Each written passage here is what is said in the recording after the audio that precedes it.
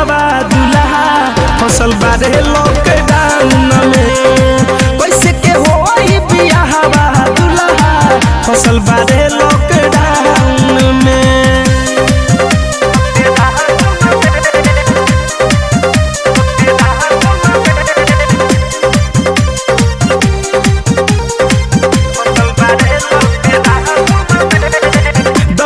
पहिले गावा गाई पूरा बटाइल देवता हो लॉकडाउन के डेट बढ़ा के का कइले देवता हो कि अरे करी 10 दिन पहिले गावा गाई पूरा बटाइल देवता हो लॉकडाउन के डेट बढ़ा के का कइले देवता हो।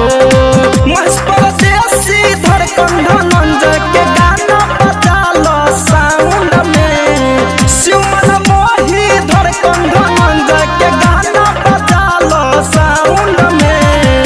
कैसे के होई बिया हवा दुल्हा फसल बारे लॉकडाउन में।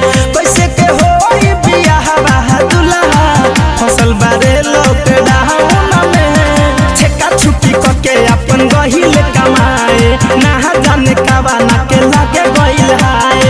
नौकरी चाकरी छोड़ के बैठल बाहरे भटिंडा टाउन में। नौकरी चाकरी छोड़ के बैठल बाहरे भटिंडा टाउन में।